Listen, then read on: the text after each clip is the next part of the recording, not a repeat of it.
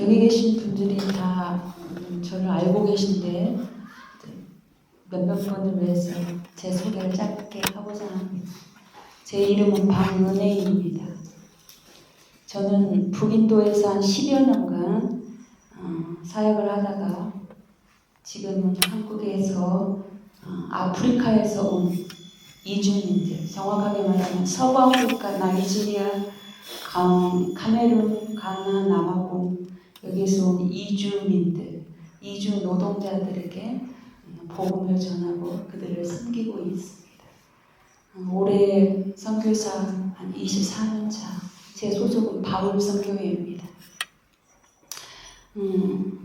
이주민에게 복음을 전하고 있고 GL 미션 우리 남편 서영석 목사님과 함께 국내외로 생명으로 인도하는 복음을 전하고 있고 이번 마다가스카르에 있는 저희들 세 가정 그리고 여기 전남에 속기는 가정과 함께 마다가스카르 한인교회와 청소년과 현지 목회자들에게 복음을 전하기 위해서 여기 왔습니다. 2년 전에도 여기 마다가스카르에 와서 목회자들에게 복음을 전했고요. 특별히 이제 한인교회는 10년 전에 저희들이 여기서 복음생명 캠프를 했습니다. 이번에가 그 전에도 두어 차례 또 여기 사역차 왔는데 특별히 타나 한인교회에 10년 만에 그때는 저와 목사님 둘이서만 왔었는데 전도팀이 와가지고 전도자들이 와서 복음생명 캠프를 새롭게 다시 하게 하신 이유가 무엇일까, 주의 뜻이 무엇일까 생각을 해보았습니다. 다는 알 수 없지만 요한복음 6장 44절에 보면 아버지께서 내게 이끌지 아니하면 그 누구도 아들에게 올 자가 없다라고 하셨어요. 여러분들은 하나님 아버지께서 이리로 보내셔서 아들에게 이끄신 분이라고 생각이 듭니다. 여기 일단 오셨고요. 오신 다음에는 복음을 계속 듣게 될 텐데 성경을 통해서 증거하고 또 성령을 통해서 이 계시되는 이 생명의 말씀에 대해서 예수님이 마태복음 11장 25절 이하에 지혜롭고 슬기로운 자들에게는 감추시고 어린아이와 같은 자들에게 나타내 보이신다라고 하셨어요. 계시에 대해서.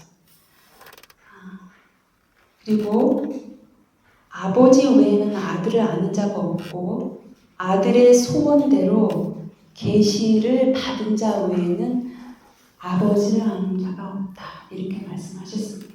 어제 첫날 목사님께서 우리의 삶과 사역과 신앙의 근거가 계시에서 출발해야 된다는 중요한 말씀을 하셨거든요. 계시에 근거한 우리의 신앙이 아버지와 아들을 아는 영원한 생명의 중심이 되는 복음을 들을 때 그런 은혜가 저희와 여러분 가운데 있기를 원합니다. 오늘부터 창세 전부터 종말에 이르기까지 성경에서 증거하고 있는 복음을 함께 나눌 텐데요. 성경 전체에서 증거하고 있는 복음을 함께 나누게 될 텐데 여러분 복음은 하나님의 아들 예수 그리스도가 복음입니다.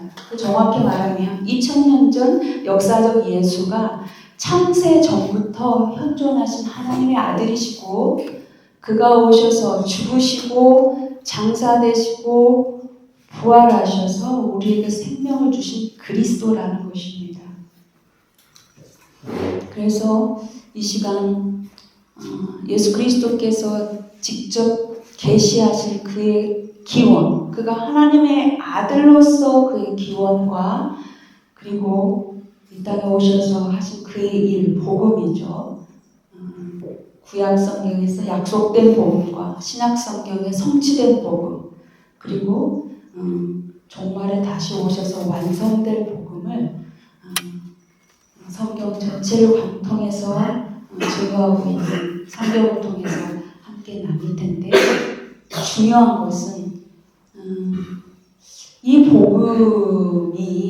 복음의 목적을 아는 것이 중요합니다. 왜 그리스도가 오셨고 그가 죽으시고 부활하셨는가? 예수님이 직접 말씀하시거든요. 그가 오신 목적. 요한복음 10장 10절에 내가 온 것은 양으로 생명을 얻고 더 풍성히 얻게 하려 합니다. 이렇게 말씀하셨어요. 생명의 특성이 여기 나오죠. 생명을 얻고 더 풍성히 얻는다. 이 생명은 단순히 죽어서 가는 그 천국이 아니고, 생명을 얻은 자는 진보되고 더 확장되고 충만해지고 완성되는 그런 생명입니다. 하나님의 이 뜻이 생명을 주는 것인데, 예수님이 생명을 주러 오신 이 목적에 대해서 좀 더 구체적으로 말씀하신 게 있는데, 요한복음 6장 38절 이하에 보면 내가 온 것은 내가 하늘에서 내려온 것은 내 뜻을 행하려 함이 아니요 나를 보내신 이의 뜻을 행하려 합니다. 나를 보내신 이의 뜻은 아들에게 주신 자들에게 내게 주신 자를 내가 하나도 잃어버리지 아니하고 마지막 때에 다시 살리려 합니다. 여기서 예수님이 나를 보내신 이가 누군지 얘기해요. 내 아버지의 뜻은, 아버지가 나를 보냈다는 것입니다. 내 아버지의 뜻은 아들을 보고 믿는 자마다 생명을 얻게 하려 합니다. 라고 말씀하셨어요. 사도 요한이 그의 복음서를 다 기록하고, 이 복음서를 기록한 그의 이 책의 목적을 짧게 진술하는데, 요한복음 20장 31절에 보면, 30절에 보면 이 책에 기록되지 아니할 만큼 예수님께서 많은 기적을 행하셨다고 하셨어요. 근데 예수님께서 행하신 기적은 기적 자체의 목적이 아니라 이 표적을 통해서 예수님이 누구신지, 그가 누구신지를 알게 하기 위해서 이 표적을 행하셨다고 말씀하셨어요. 그러면서 오직 이 복음서를 기록한 이 목적은, 오직 이것을 기록하는 너희로 예수가 하나님의 아들이요 그리스도임을 믿게 하려 함이요 또 너희로 믿고 그 이름을 힘입어 생명을 얻게 하려 합니다. 이렇게 말씀하십니다. 너희로 믿어 그 이름을 힘입어 강조하고 반복되어 있는데, 이 생명은 요한복음에서 영원한 생명 35번 이상 나오고 있는데, 이 영원한 생명, 거의 현재 누리는 생명에 대해서 요한은 이걸 강조하고 있어요. 이 생명은 오늘 내가 지금 예수가 하나님의 아들인 것과 그리스도를 오늘 믿어서 오늘 내가 생명을 얻고 더 풍성히 누린다는 의미가 있어요. 영어 성경으로 보면 You may continue to believe 라고 했어요. 예수가 하나님의 아들인 것과 그리스도를 오늘 현재 내가 믿어서 생명을 얻는다는 것입니다. 믿는다는 것은 단순히 우리가 믿는 그 믿음의 대상을 관망하고 그로부터 몸을 얻어내는 그런 종교성이 아니잖아요. Believe into, 내가 하나님의 아들 속으로 들어가고 그가 오셔서 그의 죽음 속으로, 그의 부활 속으로 들어가서 오늘 현재 내가 생명을 받아서 누리는 것을 얘기하고 있습니다. 예수님께서 이 생명을 주시러 오셨다고 말씀을 하셨는데,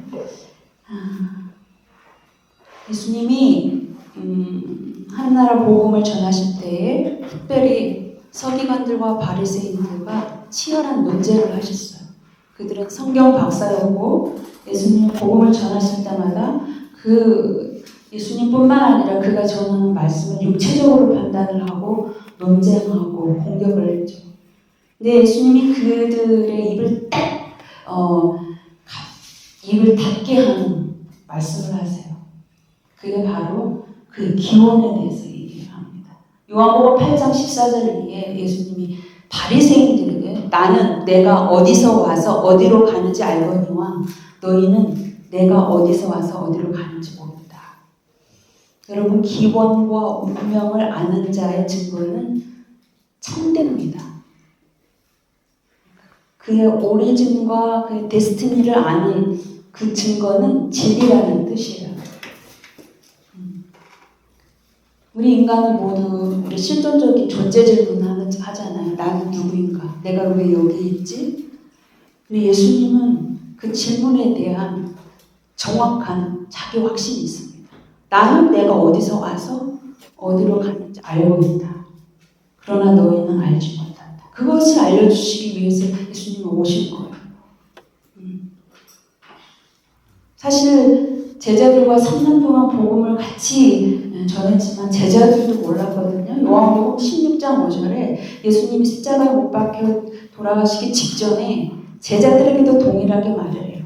내가 지금 나를 보내신 이에게로 가고자 하는데 너희들 중 내가 어디로 가는지 묻는 자가 하나도 없다다.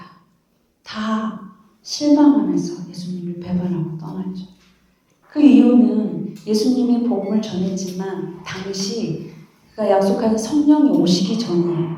복음을 들었어도 영어로 깨닫지 못해서 예수님이 무슨 말씀을 하시는지 몰랐다는 얘기예요. 특별히 예수님이 그리스도로서 자기 자신을 계시할 때 내가 많은 고난을 받고 십자가에 못 박혀 죽고 3일 만에 부활한다고 얘기했을 때 제자들은 굉장히 공격했죠. 그들이 생각하고 있는 메시아관이 있었어요. 다윗과 같은 정치적인 메시아가 와서 다시 한번 어떤 정치적인 자유와 사회 정의, 경제적인 풍요를 가져다줄 그런 그리스도를 원했는데 갑자기 죽고 그렇게 하겠다고 얘기하니까 굉장히 놀라웠죠. 성령이 오신 다음에 예수님께서 선포하신 모든 말씀을 영으로 깨닫고 들었던 말씀이 그들 안에 생명이 되죠. 참된 증인들이 됩니다. 이제 저와 여러분이 이제 특별히 이 시간에 하나님의 아들로서 그리스도가 직접 계시하신 그의 기원에 대해서 함께 나눌 텐데요. 복음이 선포될 때 여러분들이 이제 여러분 안에 생명이 있고 성령님이 직접 안에 계십니다. 성령께서 복음을 선포하실 때 여러분에게 깨달음을 주실 뿐만 아니라 여러분 안에 있는 생명을 충만하게 하실 줄 믿습니다. 우리에게 생명을 주러 오신 하나님의 아들의 기원은 여기서 시작돼요.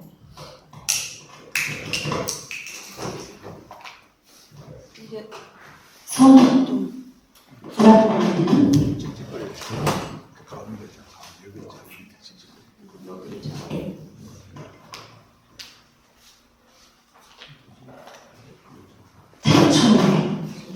태초에 말씀이 계시니라. 이 말씀이 하나님과 함께 계셨으니 이 말씀이 하나님이시니라. 태초. 요한복음의 태초는 아르케, 근원을 뜻합니다. 창세 이전의 시간을 얘기하고 있는데요. 이세상 시작되기 이전의 시간을 말하고 있어요. 태초에. 당시의 모든 그리스도인들 헬라 철학에서도 이 세상이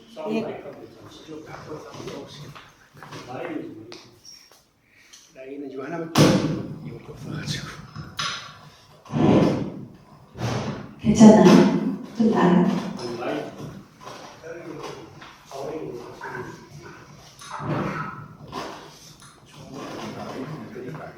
나인이 문제인 것 같으면 그게 헐거워서 그래. 테이블 문제. 이게 괜찮죠? 네. 당시 헬라 철학에서도 만물의 근원을 찾으려고 시도를 했어요. 만물의 근원이 물이다, 흙이다, 공기다, 뭐 이렇게. 근데 그들이 만물의 근원을 만물 안에 찾고 있다는 것이 아이러니죠. 만물의 근원은 만물 안에 속하지 않아요. 그죠? 근데 요한이 태초에.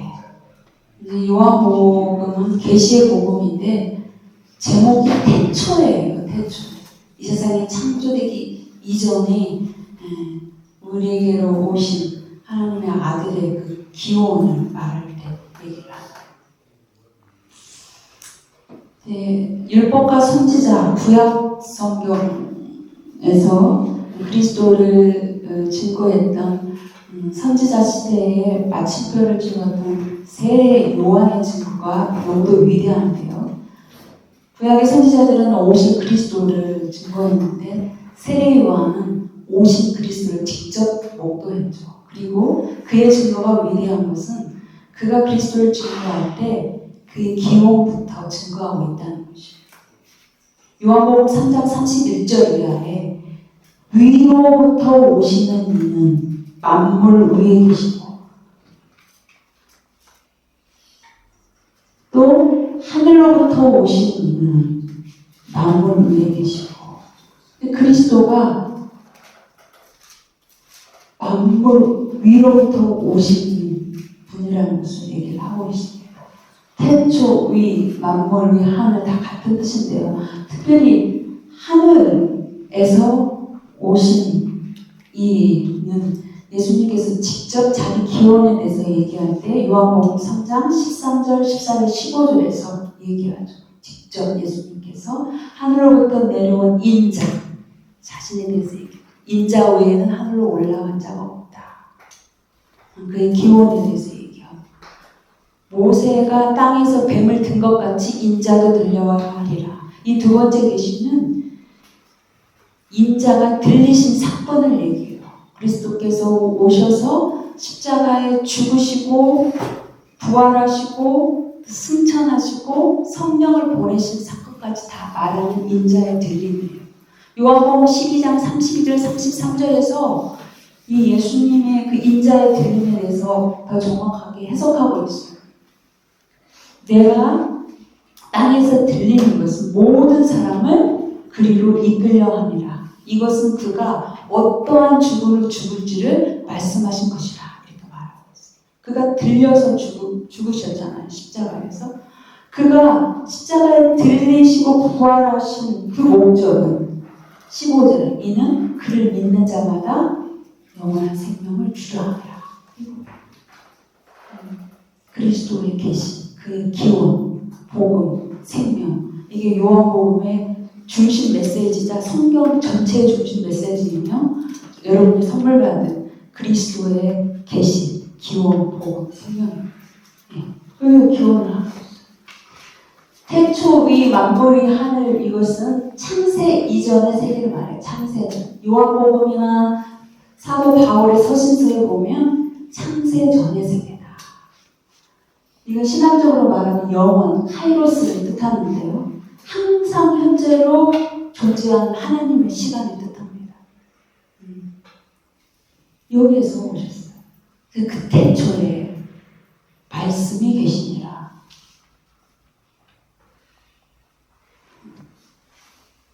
이 말씀은 로고스를 뜻하는데요. 로고스라고 말합니다. 당시에 이 로고스 사상은 헬라나 유대교에서도 있었어요. 당시에 로고스 하는 사람들이 다 알아듣는 말이라는 거예요. 헬라 철학의 특별히 스토아파에서 이 로고스는 이 세상을 창조하고 지배하는 힘, 이성의 원리.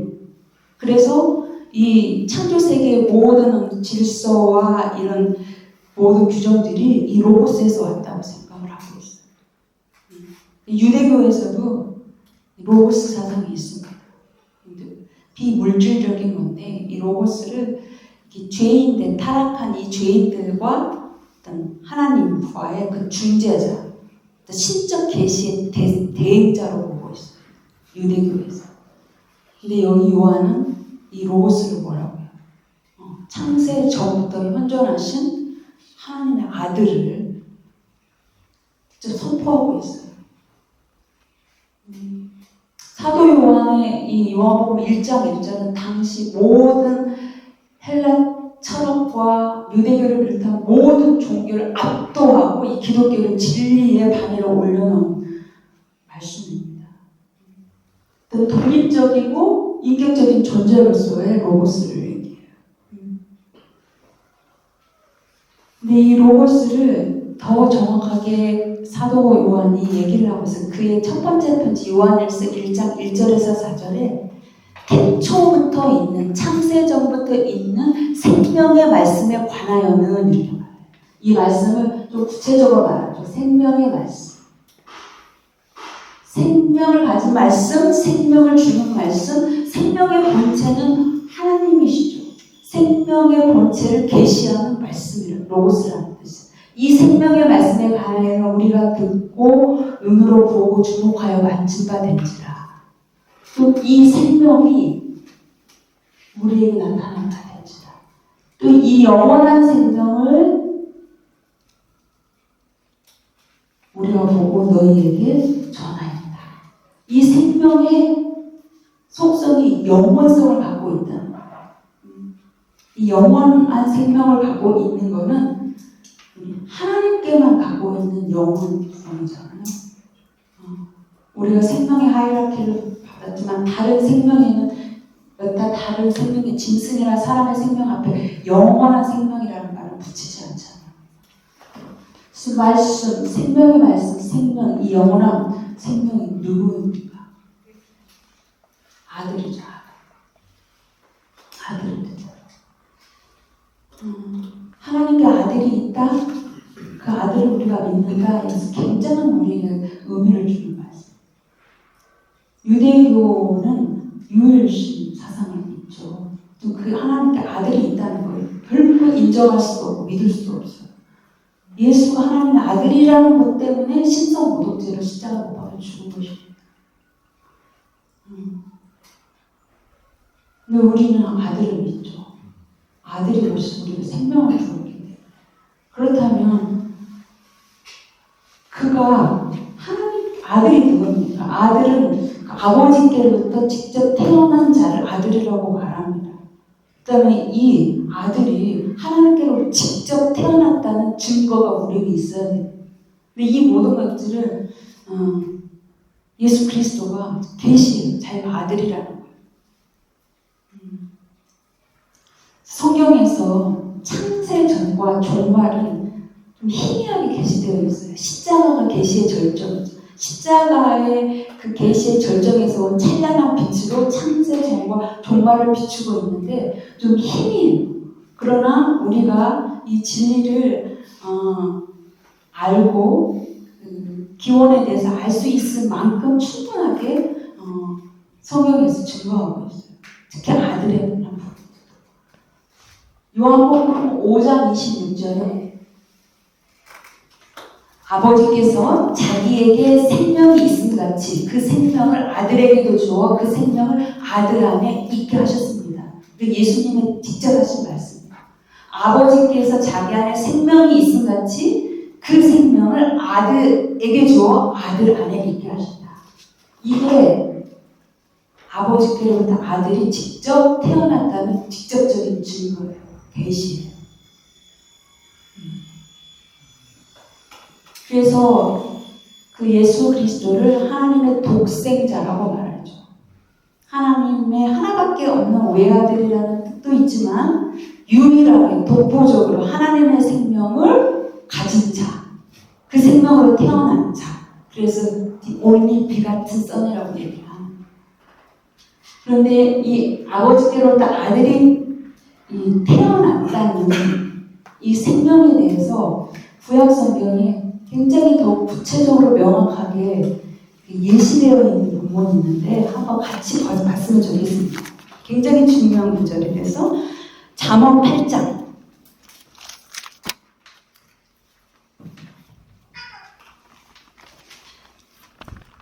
잠언 8장 22절에서 26절까지인데요.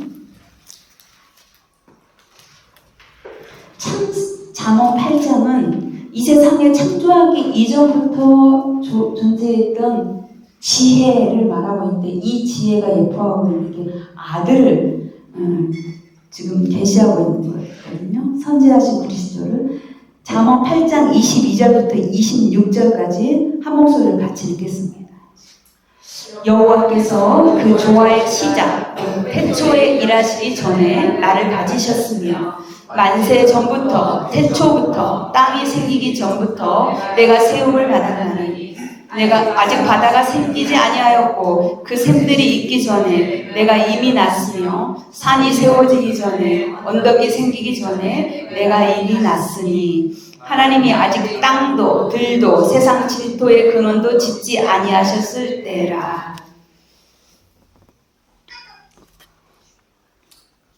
우리 중동에 요르단에 중동 지부장님이 계시는데 이분이 이제 복음을 전하는데 아랍인들에게 무슬림들에게 하나님께 아들이 있고 아들이 하나님께로 직접 태어났다는 이 말씀을 설명하기에 이 본문 저와 여러분 지금 읽은 이 본문을 같이 읽었다고 합니다. 그들이 이 본문을 읽고 아랍어로 굉장히 정확하게 진술되어 있다고 해요. 우리 성경처럼 모호하지 않고 화들짝 놀랐다. 여기서 보면은 창세 전에 이 땅의 조화가 시작되기 전에 만세 전에 그런 표현들이 있어요. 그 전에 하나님께서 가장 제일 먼저 하신 일이 그 지혜로 예표되고 있는 그 아들을 낳았다는 거예요. 카나니라는 히브리어가 여기 강조돼서 몇 번 반복, 한 3번 이상 반복되어 있는데 I was given birth, 내가 태어났다, 내가 그로부터 났다 라는 표현을 쓰고 있습니다. 이게 잠언 8장 22절 26절이 창세 전에 아버지께로부터 태어난 직접적인 근거예요. 그래서 이제 아버지께로 난 이 말씀으로 태어난 그 생명이 이제 어디 안에 있냐면 아들 안에 있습니다. 요한복음 1장 4절에 생명이 그의 안에 있고 요한에서 5장 11절에 보면 하나님의 증거는 이것인데 하나님이 우리에게 영생을 주신 것과 이 영원한 생명이 아들 안에 있는 것입니다.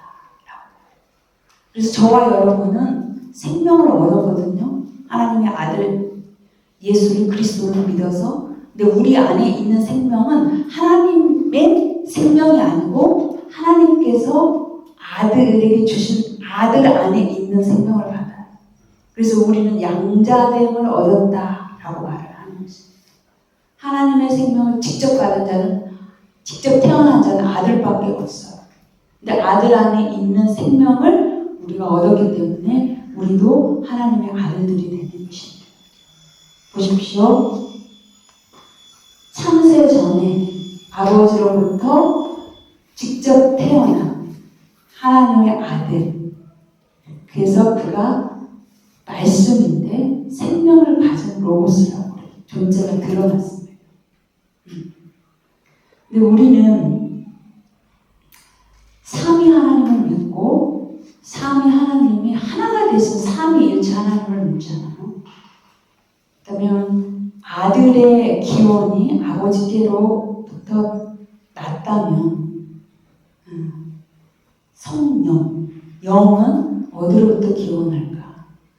상세 전의 삼위일체를 평생 연구하던 그런 신학자들이 있습니다. 그래서 아버지와 아들과 영은 본질적으로 동일한 신적 본질을 갖고 있어요. 그런데 그의 아들과 성령의 기원은 하나님께로부터 출발합니다. 다시 반복하지만 아들은 아버지께로부터 태어난 생명이에요.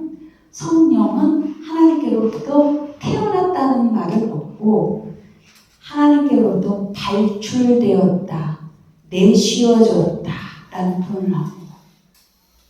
성령은 하나님께로부터 발출된 존재, 내쉬어진 본질, 이렇게 말하고 있어요.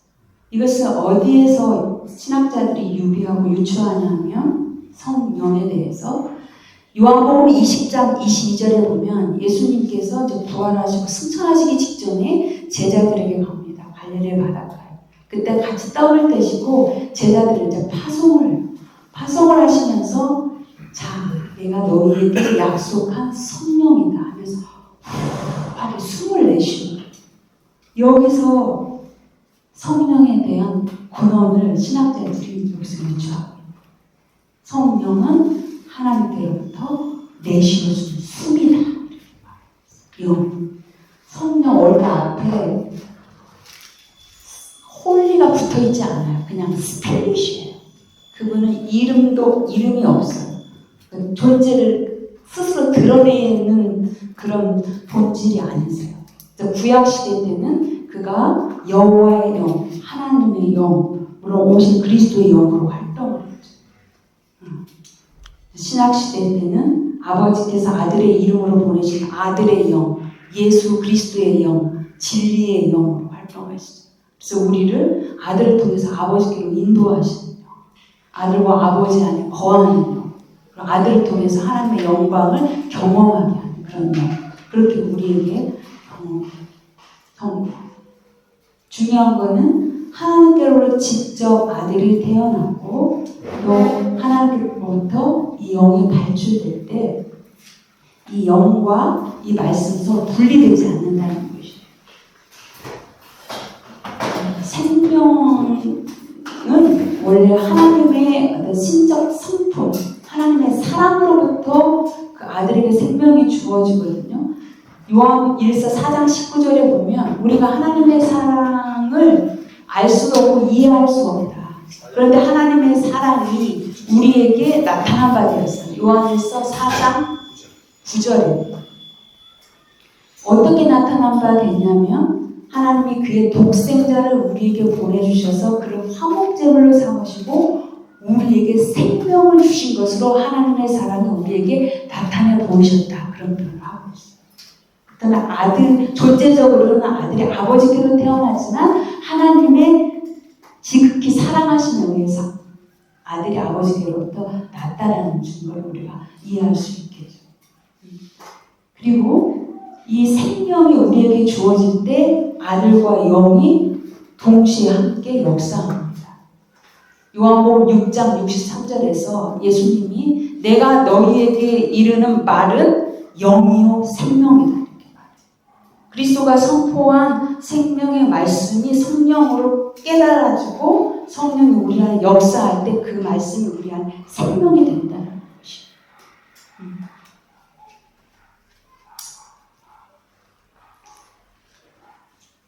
우리가 복음을 통해 생명을 얻는다는 것은 중요한데요. 베드로전서 1장 20절 이하에 보면 너희가 위로부터 난 것이, 너희가 거듭난 것이, 생명을 얻은 것이 썩어질 씨로 된 것이 아니라 썩지 아니할 씨로 된 것이다. 모든 인생은 풀과 같고 그 인생의 그 영광은 풀의 꽃과도 같은데 풀은 마르고 꽃은 시든다. 그런데 주의 말씀은 새새토록 있다. 살아계신 하나님의 말씀, 새새토록 있는 주의 말씀, 이것이 오늘 내가 너희에게 전하는 복음이다. 생명을 주는 복음이다. 하나님께서 모든 피조물 중에 우리에게 첫 열매가 되게 하시려고 우리를 진리의 말씀으로 우리를 낳았다. 야고보 사도가 말하고 있어요. 야고보서 1장 18절. 생명의 말씀이 선포될 때 성령이 역사해서 우리가 생명을 얻는 것입니다. 하나님께서 낳은 거죠. 그래서 이 성령은 그 계시록 1장 4절이나 4장 5절에 보면 7별, 7영을 뜻하는 그 성령이 보좌 앞에 딱 있어요. 보좌 앞에 딱 있는데 이 아들은 아버지께로부터 나서 아버지 품속에 있습니다. 사도 요한복음 1장은 창세 전에 하나님과 그의 아들과의 관계와 특별히 그 기원에 대해서 얘기를 하고 있거든요. 그래서 요한복음 1장 1절에 보면 아버지께서 아들에게 이제 생명을 주셔서 이 아들이 아버지가 낳았어요. 그런데 말씀이 이 아버지와 함께 계시니라 이렇게 말해요. 함께. 아버지와 아들과의 이런 관계를 얘기를 하고 있는데 이 함께라는 뜻은 특별히 요한복음에서는 계시 언어이기 때문에 이것을 우리가 이렇게 사사롭게 풀거나 어떤 사전적인 용어가 아니에요. 성경은 특별히 계시에 대해서는 성경 자체가 해석해주고 있어요. 이게 아버지와 아들 간의 관계 결속을 뜻하는 계시 언어인데 이거를 사도 요한은 굉장히 중요한 계시라서 요한복음 1장 1절에 이 말씀이 로고스가 하나님의 아들이 하나님과 함께 계셨다라는 것을 딱 선포하고 그 마지막 하단에 요한복음 1장 18절에서 이 함께를 설명해 주고 있어요. 아무도 하나님을 본 자가 없다. 그런데 하나님을 보면 다 죽어요. 그죠? 본 자가 없는데 오직 아버지 품속에 있는 독생하신 그 아들이 하나님을 나타내 보이셨다. 이렇게 말해요. 이 함께라는 뜻은 함께, 하나된, 온전함, 일체 다 같은 뜻으로 얘기하고 있어요. 성경에서. 그래서 이 아들은 아버지께로부터 나서 아버지 이렇게 품속에 딱 있는 상태예요. 이게 함께라는 뜻입니다. 하나 되어 있죠. 아들은 아버지 품속에 있는데 겉에서 보면 그 존재가 드러나 있지 않아요. 마치 갓난아기가 엄마 품속에 딱 있어. 바깥에서 보면 아이는 엄마 품속에 감추어져 있어서 엄마만 보이는 존재. 그래서 하나님을 항상 아들을 통해서만 자신을 계시하십니다. 그래서 이 아들은 창세 전부터 아버지의 계시자라고 말해요. 계시자. 그가 이제 그리스도로 오시는 예수 그리스도는 하나님의 역사적 계시자다. 하나님을 알 수 있는 유일한 길은 오직 아들을 통해서만 우리가 알 수 있어요. 우리가 하나님을 안다는 것은 오직 예수 그리스도를 통해서만 알 수 있어요. 하나님은 자기 자신을, 아버지는 자기 자신을 아들을 통해서만 말씀하시고 아들을 통해서만 나타내 보이시기 때문에 그렇기 때문에 우리가 하나님의 아들을 바로 알아야 돼요. 그리고 그가 하나님께로부터 듣고 보고 확증해서 우리에게 선포한 그 복음을 잘 알아야 되는 것이에요. 이렇게 함께 있었는데 그럼 이분들이 전체적으로는 아버지와 아들 영 대신 어떻게 딱 결속되어서 관계 결속 하나됨을 이루었습니다.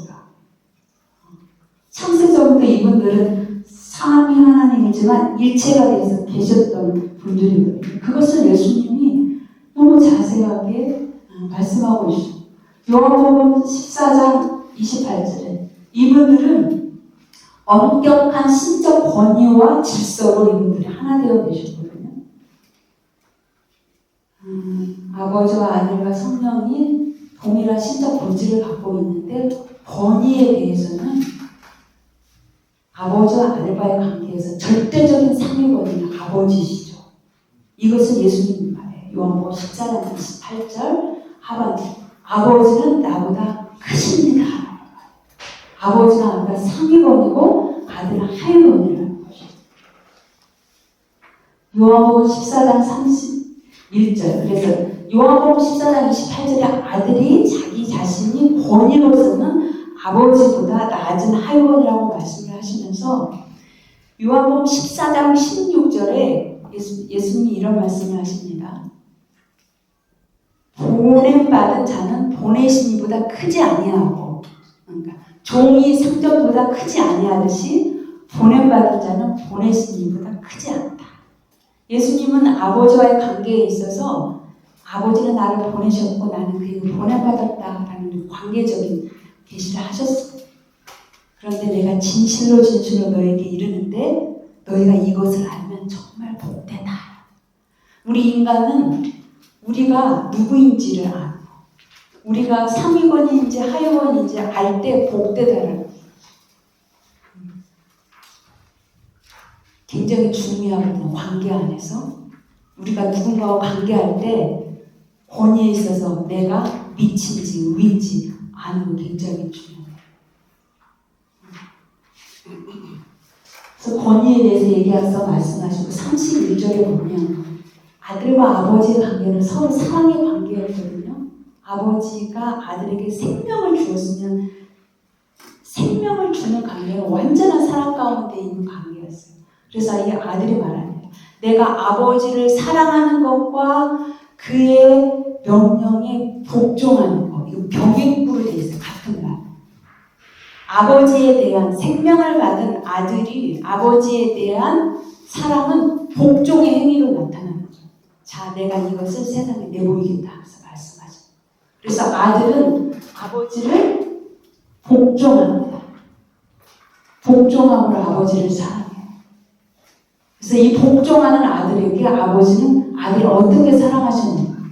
요한복음 15장 10절에 보면 예수님이 제자들에게 내가 아버지의 복종하여 그의 사랑하는 것 같이 너희도 내 계명에 복종해 내 사랑 안에 거하라. 왜냐하면 너희가 복종할 때 내 기쁨이 너희 안에 있어 너희 기쁨을 충만하게 할 것이다.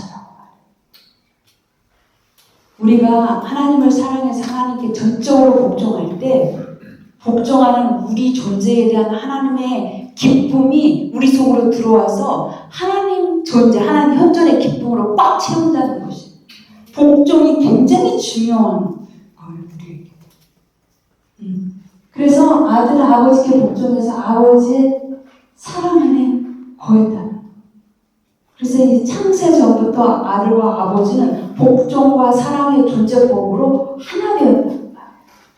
성경에서 보면 삼위일체에 대해서 직접적으로 이렇게 근거하는 교리적인 언어는 없어요. 근데 예수님이 말씀하신 그 말씀 속에서 아버지와 아들과 성령이 하나 됐다라는 표현을 무슨 말을 하냐면 우리라는 표현을 해요. 우리. 요한복음 17장 11절은 예수님의 마지막 기도인데 그 기도 11절에 보면 아버지 나는 이제 아버지께로 가는데 제자들 이들은 이제 세상에 남아 있어야 됩니다. 세상에 남아 있는 이 제자들을 보전 지켜주시옵소서. 우리와 같이 저들도 하나 되게 하옵소서. 아버지와 아들과 성령이 하나 된 것 같이 우리도 하나 되게 하였다. 17장 22절에는 내게 주신 영광을 저들에게 주었습니다. 우리가 하나 된 것 같이 저들도 하나 되게 하여 주옵소서. 예수님 그렇게 말해요. 복종과 사랑으로 아버지와 아들은 하나가 돼요. 하나가 되는데 아들이 아버지 품속으로 이렇게 들어가요. 하나 되면 항상 그러라는 것이죠. 근데 아들이 아버지께 복종해서 아버지의 사랑 안에 거할 때 복종하는 아들에게 하나님은 어떻게 사랑하셨는지 예수님이 다 말씀을 하시는데 자기 전 존재를 내어주는 사랑을 아버지께서 하시거든요. 17장에 보면 아들이 아버지께 받은 모든 것을 복종함으로 아버지께 받은 모든 것을 얘기해요. 아버지께서 내게 주신 아버지의 사랑들, 아버지께서 내게 주신 아버지의 말씀, 아버지께서 내게 주신 아버지의 권세, 아버지께서 내게 주신 아버지의 이름, 그리고 아버지께서 내게 주신 아버지의 영광 다 추천을 받깁니다. 복종하는 아들에게 하나님은 자기 자신의 권세와 이름과 영광 아들에게 다 주시는 거예요. 그래서 성경은 복종하는 아들을 통해서 하나님께 주신 그 영광을 신학적으로 본질의 계시라는 말을 써요. 본질의 계시. 존재에 드러난 게 계시잖아요. 원래 계시라는 말은 아포크리토라는 뜻인데 이 동사는 오직 하나님께만 쓸 수 있는 동사예요. 하나님은 아들 예수 그리스도를 통해서만 자신을 계시하는데 이 계시는 하나님께만 쓰는 동사인데 아들을 보내시고 또 아들의 십자가에 죽으시고 또 부활하신 모든 사건의 행위는 하나님 주체라는 뜻이에요.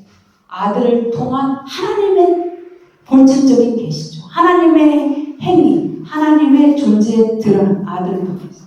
네. 그래서 이 영광이란 뜻은 아들이 복종할 때 하나님께로부터 받은 이 영광을 사도 바울이 얘기하고 요한복음 1장 14절 16절 말씀이 육신이 되어 우리 가운데 오신 그 예수 독생자를 보니 그 영광이 충만하더라. 이 독생자의 영광의 내용이 은혜와 진리라고 말해요. 그 영광을 보니 은혜와 진리가 충만하더라. 이 영광은 하나님의 존재의 드러남인데 이 영광은 하나님만이 갖고 있는 신적 속성을 말하고 있어요. 은혜와 진리가 본 영광이에요. 하나님은 자기 자신을 드러낼 때 은혜와 진리로 드러낸다. 사도 요한이 이 은혜와 진리라는 말을 이 구약 성경에서 차용한 말이거든요. 구약 성경 전체에서 이 은혜와 진리가 인자와 진리, 인애와 성실, 인자와 신실함 이런 쌍 개념으로 20번 이상 나와요. 성경에서 이 은혜는 하나님의 헷세드를 말해요. 헷세드. 하나님의 사랑. 하나님의 변함없는 사랑. 하나님의 결코 정복될 수 없는 사랑. 하나님의 끝없는 사랑. 하나님의 영원한 사랑. 그리고 이 진리는 하나님의 에머스를 말하는데 어떤 상황 속에서도 하나님은 참되시다. 하나님은 신실하시다. 하나님은 신실하신 하나님의 사랑과 신실하심을 사도 요한이 자기 복음서에서 그 영광에 대해서 은혜와 진리로 표현한 것이 이게 영광이에요. 그래서 구약성경 시편 25편 10절에 보면 여호와의 모든 길은 그의 언약과 증거를 지키는 자에게 인자와 진리로다. 하나님의 말씀에 복종해서 하나님 언약 안에 거해서 하나님과 바른 관계를 갖고 있는 언약 백성에게 하나님의 사랑과 신실한 힘이 충만하다 이런 뜻이에요. 구약 시대에는 하나님의 영광을 특별한 사람, 특정한 사람들만 봤어요. 모세나 다윗 같은 그런 선지자들. 출애굽기 33장 18절에 모세가 여호와의 영광을 구합니다. 금송아지 사건으로 언약이 체결되자마자 이렇게 언약이 깨어진 상태예요. 시내산에 내려오니까 막 아론과 사람들이 금송아지 춤을 추고 있어요. 그때 돌판을 다 던져버리고 이 모세가 여호와 앞에 여호와여 당신 영광을 내게 보이소서 그랬더니 하나님이 모세 혼자만 딱 시내산으로 부릅니다. 34장 6절 그래서 모세 앞을 딱 지나가게 모든 사람들과 짐승들 다 안 보이는 곳에 산 밑에 두고 모세 앞을 지나면서 나는 여호와라 여호와라 은혜롭고 자비롭고 노하기를 더디하시는 하나님이다. 인자와 진리가 통성한 하나님이로다. 이렇게 말해요. 다윗 같은 사람은 이 영광을 직접 본 사람이죠. 다윗 10편, 16편, 11편 이하에 보면 이 다윗은 오실 그리스도의 모든 걸 다 봤어요. 그가 부활하고 승천 하나님 우편에 계신 것까지 봤어요.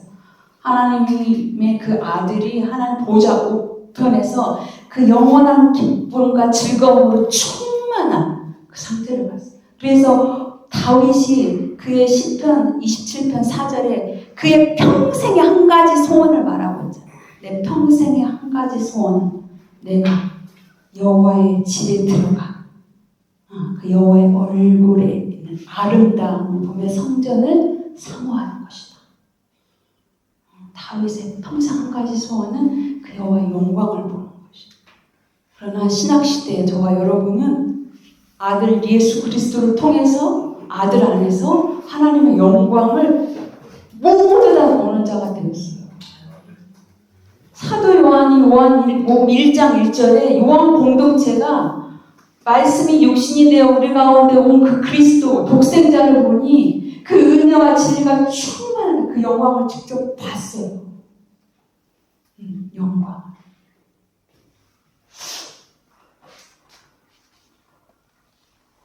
그래서 우리 기독교의 진리는 아들을 통해서 생명을 얻을 뿐만 아니라 이 아들의 생명으로 직접 하나님께 나아가 하나님께서 아들에게 주신 영광을 보는 거지. 이게 기독교의 백미예요.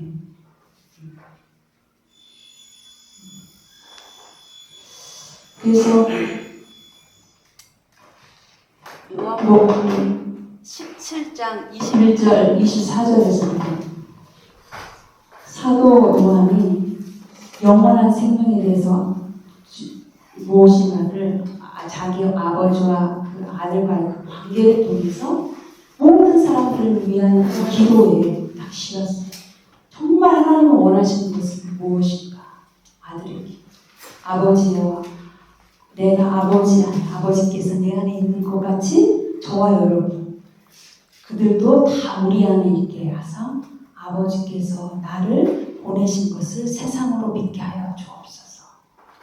우리가 아들 안에 있고 아버지 안에 있을 때 세상이 하나님이 그의 아들을 보내신 것을 믿는다고 얘기를 하고 있습니다. 아버지여, 내게 주신 자들도 아버지께서 내게 주신 영광, 아버지의 그 무한한 사랑과 신실하신 그 영광을 보게 하여 주옵소서. 아버지께서 내 안에 내가 그들 안에 있는 것 같이 그들도 하나가 되어 온전함을 이루어 하나가 되어 아버지께서 나를 사랑하시고 나를 보내신 것 같이 저들도 사랑하신 것을 세상으로 알게 하여 주옵소서. 저와 여러분이 여기 아들 안에 있고 아버지께서 아들 안에 있을 때 여기가 영생이거든요. 세상이 그리스도를 알고 그리스도 안에 있는 저와 여러분이 얼마나 하나님이 사랑하시는지를 알게 된다. 우리가 이 복음을 전할 때 말로 전도하고 이렇게 선포도 하지만 본질적으로는 우리의 생명 있는 우리가 날마다 생명의 말씀을 통해서 아들 안에 거할 때, 아버지 안에 거할 때 세상이 우리를 통해서 생명의 빛을 본다는 것입니다. 그래서 마지막 24절에 아버지여 내게 주신 자들도 창세 전부터 아버지께서 나를 사랑하사 내게 주신 영광을 저들로 보길 원합니다. 요한복음 14장 2절 3절에 예수님이 제자들에게 이제 내가 너희를 위하여 너희를 거처를 마련하기 위해서 내가 가겠다. 준비하러 가겠다. 그래서 내가 다시 돌아와서 너희와 함께 있겠다. 여기 아들과 함께 있는 곳, 그곳이 어디예요? 아버지 집에는 거할 곳이 많다. 여기 요한복음 17장 24절. 이게 바로 아버지 집이에요. 그러니까 저와 여러분의 거주지가 바로 여기라는 것입니다. 이게 영생이에요. 여기에 날마다 살고 있는 우리의 생명의 그 주소를 알고 여기서 사는 자. 굉장히 중요해요, 그게. 우리가 생명을 얻었는데 우리가 지금 어디서 살고 있는가? 우리가 아버지 집에서 살고 있는가? 아버지와 교제하고 있는가? 생명을 누리고 영광을 보고 있는가? 그렇지 아니하면 우리가 생명을 있어도 부하처럼 살고 과부처럼 사는 거예요. 거지처럼 사는 거예요. 새 생명을 얻었는데 옛사람처럼 사는, 세상 사람한테 산다는 거예요. 우리가 여기에 있어 살고 있다는 거, 우리가 이미 이 생명을 얻어서 아버지 집에 살 수 있는 권리를 얻고 날마다 여기서 아들과 아버지랑 교제한다는 것을 어떻게 우리가 알 수 있어요? 요한복음 14장 24절에 보면 20절에 보면 예수님이 말하는데 그날은 성령을 보내시는 날, 성령이 오시는 날을 얘기하거든요. 그 날에는 아버지께서 내 안에, 내가 너희 안에, 너희가 내 안에 있게 있다는 것을 너희가 알게 될 것이다. 성령을 통해서 우리가 아들 안에 있고 또 아버지께서 아들 안에 있고 우리가 아들 안에 있다는 것을 성령을 통해서 우리가 알게 된다. 그래서 예수님이 말합니다. 나의 계명을 지키는 자라야 나를 사랑하는 자다. 나를 사랑하는 자는 내 아버지도 그를 사랑하실 것이다. 그래서 아버지께 사랑하는 그를 통해서 내가 나를 나타내 보이겠다. 우리가 여기 안에 있을 때 우리를 통해서 예수님이 자기 자신을 나타내 보이신다는 거예요. 창세전부터 아들이 아버지께 복종해서 아버지의 존재를 나타내 보이시고 그 영광을 나타내 보이신 것처럼 우리가 주님이 주신 생명의 말씀을 통해서 주님 안에 거하면 주님이 우리를 통해서 자기 자신을 나타내 보이십니다.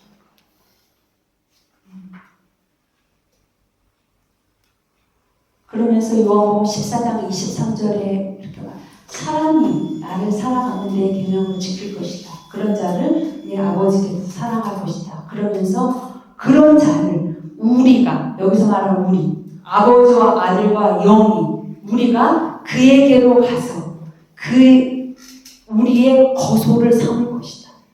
아버지와 아들과 성령이 우리에게 오셔서 우리 안에서 살게 사신다고. 우리를 집을 삼아서 우리와 함께 사신다. 이게 바로 성전의 의미잖아요. 아들과 아버지가 우리 안에 사시는 것, 날마다 사는 것을 살아계신 하나님의 성전입니다. 여기가 바로 저와 여러분 지금 창세전 기원에 대해서 지금 함께 나누고 있습니다.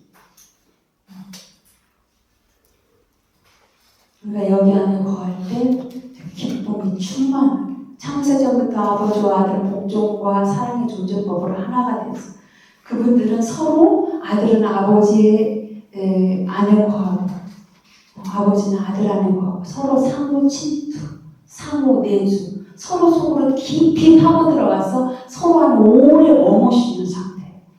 이 아버지와 아들이 서로 하나가 된 상태, 그 상태는 기쁨이 충만했다고 말씀을 하시거든요.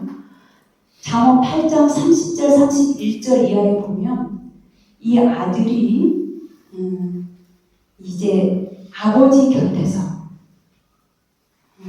창조자가 되어서 그의 곁에서 항상 기뻐하면 즐거워했다라고 말합니다. 항상 즐거워하고 기뻐했다고 말합니다. 항상 기뻐하고 즐거워했던 그 아들과 아버지의 그 관계, 하나님의 기쁨을 헬라어로 페리코레시스라는 말을 씁니다. 이 페리라는 뜻은 헬라어로 둥글다라는 뜻이고요. 코레시스는 춤추다라는 뜻이에요. 이 말은 6세기 때 생성된 말이고 8세기 때 담액세계 요한이라는 사람에 의해서 실제적으로 개념화된 말입니다. 하나님 안에 있는 그분들의 기쁨을 설명하는 신학적인 용어예요. 페리코레시스라는 그 문자적인 말은 하나 되어 기뻐하며 춤추다라는 뜻이에요. 둥글게 춤추는 것을 생각을 해보시면 우리나라에도 그런 춤이 있잖아요. 강강술래 같은. 응? 두세 사람뿐만 아니라 요즘에는 수백 명이 강강술래 춤을 춥니다. 근데 멀리서 강강술래 춤을 이렇게 관망하면 수백 명이 추어도 그 춤이 단 한 사람의 춤으로 보이는 거. 아들과 아버지와 성령이 서로 기쁨 가운데 하나로 춤을 추는데 단 한 번의 춤. 여기 하는 그 기쁨이 충만한 상태입니다.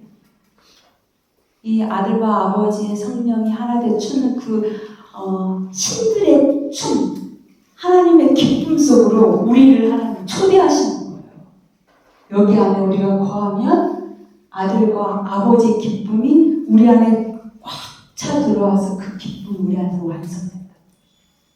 세상 어느 종교가 신들이 춤을 추는 그곳으로 우리 초대해서 그 안에서 기뻐 춤추게 합니다. 그래서 이 페리코레시스는 우리가 아들과 아버지 안에 거해서 그 영광의 충만함을 받을 때 우리 안에 임하는 우리 자신의 기쁨이 아니라 하나님의 기쁨이에요. 근본적으로는 아들의 복종에 근거하여 하나님께서 모든 것을 주실 때 자기 자신뿐만 아니라 영광을 부어주실 때 하나님의 아들에 복종하는 자기 자신 아들에게 부어주시는 하나님 자신의 기쁨이에요. 근데 그 기쁨을 아들의 생명을 얻어서 아들 안에 거하는 우리 안으로 들어오는 기독교의 백미, 기독교의 궁극적인 진리의 핵심 기쁨이에요. 기독교는 기쁨의 종교예요. 이 기쁨이 없으면 우리가 살 수가 없어요. 세상 사람들도 이런 말을 하잖아요. 내가 사는 낙이 없다. 사는 재미가 없어서 죽겠다. 세상 사람들도 즐거워하면서 웃을 일을 찾아요. 기뻐할 일을 찾아요.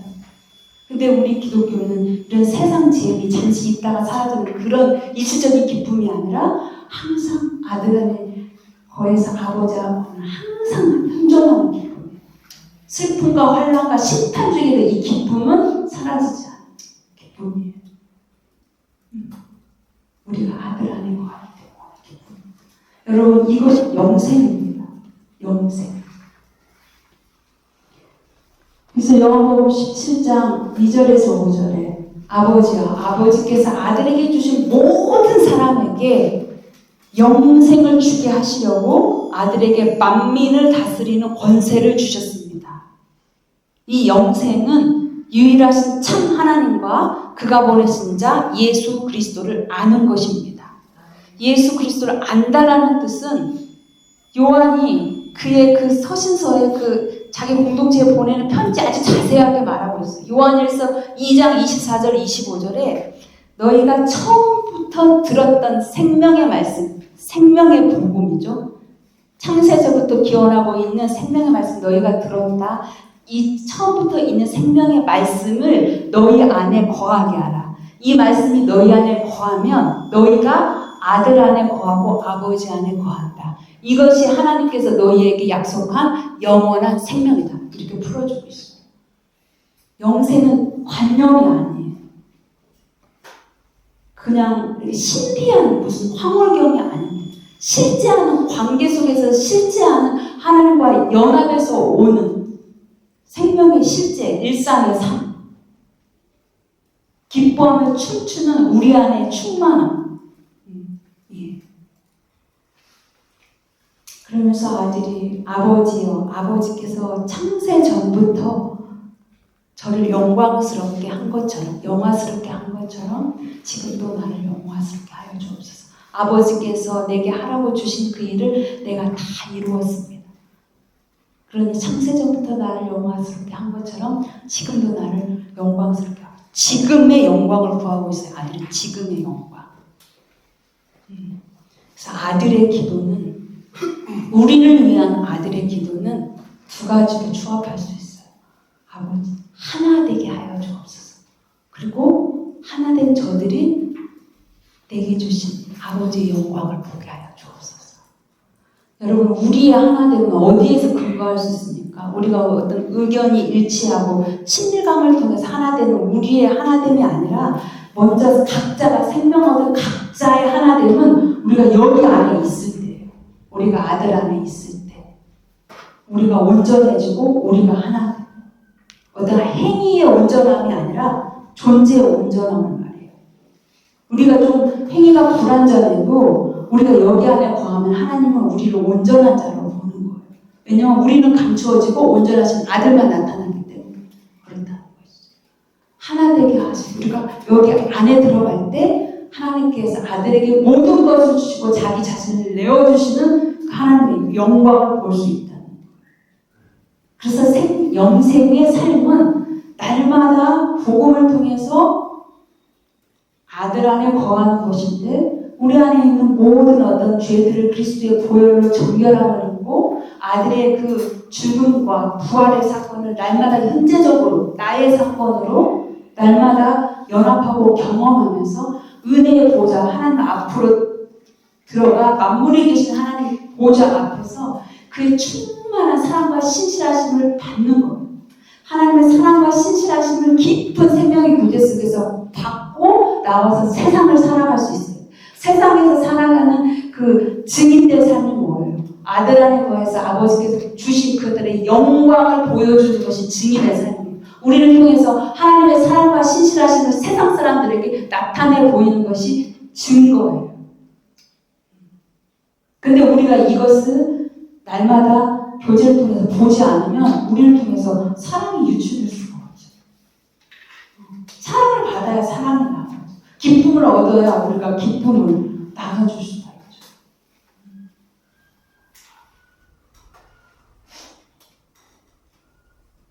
그래서 우리에게 예수 그리스도께서 하나님의 아들을 보여주신 우리에게 생명을 주시고 생명이 이러한 거다라는 것을 창세 전에 아버지와 아들과의 관계와 연합을 통해서 우리에게 이렇게 이만큼 이 정도로 이렇게 계시해 주셨어요. 그럼 우리가 이제 하나님의 아들을 믿고 그의 죽음과 부활 연합돼서 우리가 생명을 얻은 자들입니다. 그러면 우리가 이제 생명을 얻은 자는 어떻게 우리가 생명으로 살아야 되는지 이제 좀 이해할 수 있겠죠. 깨달을 수 있겠죠. 생명을 얻은 것과 생명으로 사는 것은 별개예요. 다 생명을 얻었다고 해서 생명으로 살지 않습니다. 생명을 알아야 살죠. 어떻게 한 아들이 아버지와 관계를 맺고 어떻게 하나 되는 이 복종과 사랑.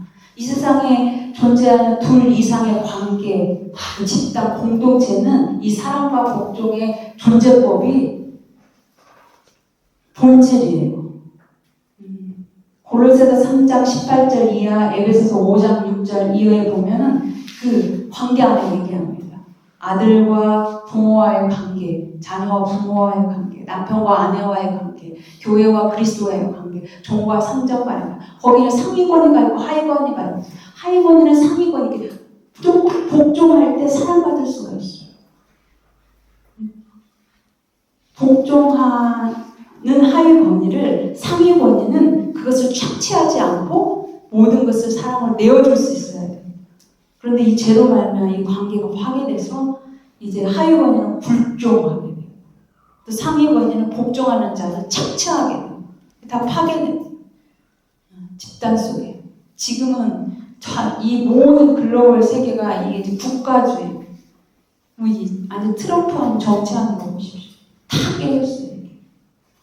거기 안에 복종과 사랑의 존재부터 다 깨어진다.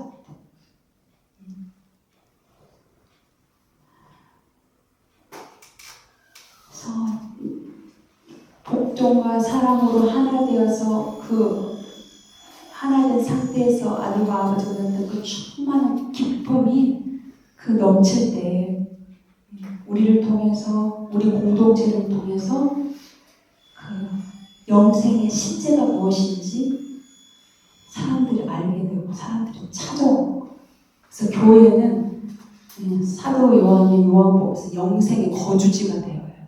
생명 얻은 자들이 모여서 함께 사는 것, 단순한 어떤 예배를 하고 종교적인 행위를 하는 곳이 아니라 여기 모이면 생명의 말씀으로 각자가 아들과 아버지 안에 거했던 그 온전함으로 서로 각자가 교제할 때 공동체 안에 얼마나 큰 하나님의 기쁨이 임하겠습니까? 세상 사람들이 보이러 와서 정말 하나님 우리를 어떻게 사랑하시고 또 아들을 보내셔서 생명을 주시기까지 하나님의 그 사랑을 보여줄 수 있는 그런 공동체가 되어야 되는 것이죠. 그래서 이 사랑은 뭐예요? 결코 빼앗길 수 없는 사랑이에요. 로마서 8장 38절 39절이 사망이나 생명이나 천사들이나 권세자들이나 현재일이나 장래나 높음이나 깊음 그 어떤 피조물도 그리스도 예수 안에 있는 하나님 사랑에서 결국 끊을 수가 없죠. 우리 안에 있는 생명, 영생 결코 그 무엇도 그 누구에게도 빼앗길 수 없는 영원한 생명이에요. 이 생명을 빼앗겨서도 안 되고 이것을 방치해서도 안 되는 거예요. 이렇게 살아요. 여러분이 이제 계속 들은 복음을 통해서 날마다 아들 안에 들어가서 아버지께서 아들에게 주신 그 사랑과 충만함으로 여러분의 생명이 날마다 진보되고 확장되고 다시 오신 그리스도에서 온전해지는 찬란하고 완성되고 생명을 누리시기 바랍니다. 네. 네네. 거의 다 마치신 것 같아서 지금 말씀하시는 것과 같은데 아버지와 아들의 관계를 그 복종과 사랑의 관계라고 해서 말씀하시고 복종이라는 단어를 쓰셨거든요. 네네. 그것이 사실 복종이라고 말씀하시지만은 네. 의미론적으로는 순종을 말씀하시는 거 아닌가요? 순종이나 복종이랑 같은 뜻이죠. 다른 오베이. 게 복종이라고 하는 단어의 첫 시작 기본은 군사적 용어거든요. 네네. 근데 순종은 관계적 용어예요. 그럼 순종이라고 쓰시면 이해하시면 되겠네요. 예, 그래서 이 복종은 어떤 부분이냐면은 외적인 행동적인 부분을 많이 바라보는 거고 순종은 내면적인 부분을 바라보거든요. 네. 복종 같은 경우는 복종을 안 할 때에는 처벌과 벌이 존재하는데 순종은 이해관계이기 때문에 억울한 관계가 없죠. 그래서 이게 이제 가장 큰 차이가 뭐냐면 뉘앙스의 차이인데 내면의 동의가 포함이 되느냐 안 되느냐의 차이가 있어요.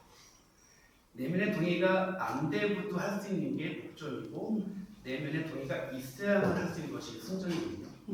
근데 아버지와 아들 관계에서 아들이 아버지의 뜻을 따른다는 것은 복종이라고 한다면은 그 관계는 사랑의 관계가 안 될 수가 있거든요. 왜냐하면 내면적 동의가 없이도 아버지의 권위에 따라갈 수밖에 없기 때문에. 어쨌든 복종과 순종에 대해서는 그냥 아시는 대로 이해하시면 되겠고요. 여기서 말하는 이 복종은 압솔루트를 말하고 온전한 복종, 오베디언스를 말하는 거거든요. 아버지의 사랑에 의해서 생명을 받은 이 아들의 생명으로 아버지를 사랑하는 이 아들의 행위는 단어가 어디서 추출되냐면은 라틴어 벌게티에서 번역이 된 거거든요. 네네. 이 벌게티어는 철저하게 라틴어는 군사적 용어를 쓰는 단어예요. 그러다 보니까는 우리나라에서 순종과 복종이라고 해서 그 단어를 쓸 때는 뉘앙스가 완전 달라져가지고 복종이라고 하게 되면은 굉장히 딱딱한 관계, 사랑과 상관이 없이 인관계가 없는 그런 관계가 되는 거고 순종은 사랑과 이해 관계가 되거든요. 알겠습니다. 예. 선교사님이 예. 순종이라고 설명을 하시는데 단어를 복종으로 쓰신 게 아닌가 그런 생각이 들어서 이게 우리나라 사람들의 이미지에서는 복종과 순종은 완전히 다른 이미지거든요. 알겠습니다. 성교사님의 그 이해가 그렇다고 하시면 본인의 그 해석 안에서 이렇게 하고 보편적인 동의를 구할 수는 없을 것 같습니다. 상황에 따른다고 하는 것이 아까 불종을 말씀하셨는데 따른다고 하는 것이 또 네 가지가 있어요. 일단은 순종이 있고 복종이 있고 불종이 있고 맹종이 있거든요. 공통적인 것은 따른다는 것이 있고 상호관계가 형성이 되는 건데 그 중에 자발적으로 따를 수 있는 것은 순종밖에 없어요. 알겠습니다. 네. 본 강사님께서 이 부분에 대해서 개별적으로 좀 상담을 하시든지 선교사님에 대한 의견을 서로 좀 나눠주시기 바랍니다. 지금까지 복음을 전하면서 이 복종에 대해서 군사적인 용어다, 순종 이런 사회적인 용어다 이렇게 저희들이 서로 나눈 적은 없습니다. 왜냐하면 이것은 지금 관계에 의해서 성령을 통해서 영생에 대해서 얘기하는 거기 때문에 복종이라는 단어에 의해서 아들과 아버지의 관계를 이렇게 그 복종과 순종이나 이것을 설명 차원은 그 이해관계가 아니라서 순종을 염두에 두시고 말씀하신 대로 이해가 되는데 그거는 이제 그렇게 충분히 이해하시면 됩니다. 순종으로 그런데 그러면. 문제는 이게 뉘앙스가 완전 다른 단어이기 때문에 단어는 예, 알겠습니다. 이제 맞춰야 되니까요. 그 얘기는 나중에 더 나누시면 되겠습니다. 네, 여러분 이제 창세 전에 영원한 생명을 우리가 같이 함께 나눴는데 창세 전에 하나님께서 가장 먼저 하신 일은 아버지께서 아들에게 생명을 주신 거예요. 그죠? 생명을 주셨어요. 요한복음 5장 21절에. 그리고 이 생명을 하나님이 이제 우리에게 약속하신 것이 창세전에 두 번째 하신 일이에요.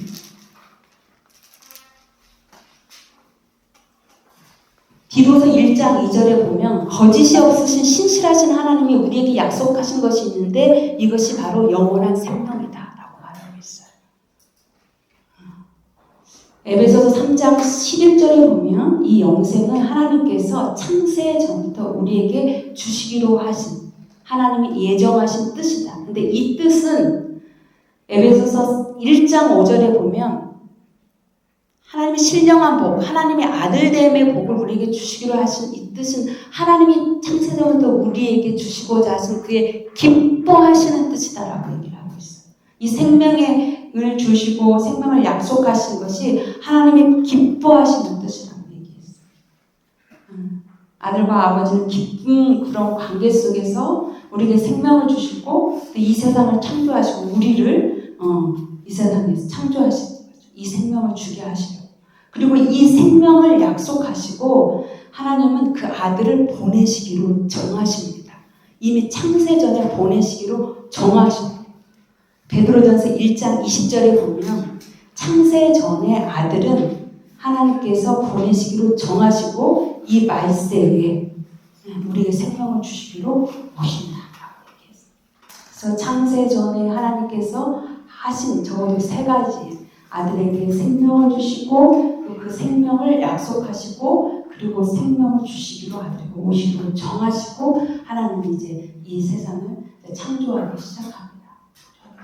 시간이 없게 되는데 창조는 더 이상 진행이 안 될 것 같습니다.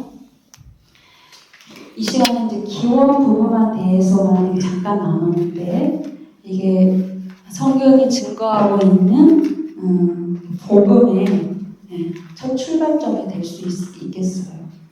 하나님께서 아들에게 생명을 주시고 이 생명으로 하나님이 그 아들과 어떻게 관계하시고 하나 되시면서 그 영광 중에 기쁨을 누리셨는가.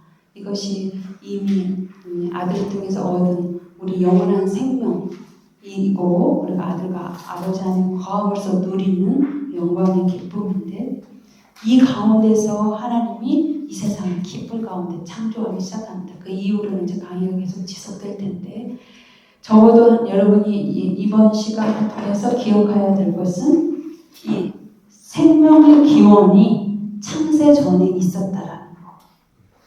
그리고 이 아들은 아버지께로부터 직접 태어난 생명이라는 거.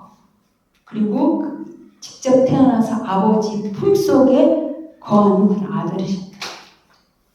그리고 이 아들은 아버지께 복종하여 하나님 사랑하는 거에서 아버지께서 그 복종하는 그 아들에게 주신 하나님의 모든 영광을 누리셨다. 이것이 동일하게 생명을 우리도 이미 시작된 지상에서 시작된 이 영원한 생명을 우리에게 주신 이 복음을 통해서 우리가 진짜 누릴 수 있다는 것입니다. 복음을 통해서 우리가 아들 안에 거하고 아버지 안에 거해서 그 아들과 아버지의 그 현존하는 그 영원한 기쁨을 누릴 때 우리가 세상에서 하는 우리의 삶과 신앙과 모든 사역이 이 계시의 근거가 되고 이 영원한 생명의 중심이 될 때 우리가 하는 모든 사역들이 다 이렇게 영생으로 딱 하나가 되어서 하나님께 영광이 된다는 것입니다. 네. 기도하고 마치겠습니다. 하나님 아버지, 하나님께서 창세전에 아들에게 생명을 주시고 이 생명을 우리에게 약속하시고 아들을 보내시기로 하신 것이 창세전에 이미 하나님께서 이루신 하나님의 뜻이었습니다. 영원한 생명을 아버지 하나님 이 시간 잠깐 우리가 함께 나누었는데 우리가 아들 안에 거하고 아버지 안에 거하는 영원한 생명이 단순히 죽어서 가는 천국과 우리가 이 땅에서 아버지 하나님 누리지 못하고 죽은 다음에야 누리는 어떤 이 생명에 대한 개념이 아니라 아들의 죽음과 부활을 연합된 우리에게 이미 주어진 생명이고 이것을 우리가 이미 시작된 세상의 삶에서 아버지의 영광과 그 기쁨을 누릴 수 있음을 우리가 믿게 하여 주시고 우리가 우리의 삶과 사역의 모든 근거가 이 계시에서 출발한 영원한 생명이 우리 안에 충만하게 하여 주시옵소서. 말씀을 들을 때 성령께서 우리 안에 박사람에게 깨달아 주실 뿐만 아니라 우리 안에 있는 생명이 날마다 실제가 되게 하여 주시고 영광의 기쁨을 참여하여서 우리에게 주신 증인의 삶, 우리에게 주신 하나님의 그 주님의 일을 감당할 때 기쁨으로 수정들게 하여 주시옵소서. 이 시간 이후에 이어지는 모든 창세 이후에 복음이 선포될 때에 성령께서 우리 가운데 생명의 역사를 이루어 주옵소서. 예수 그리스도의 이름으로 기도합니다. 아멘.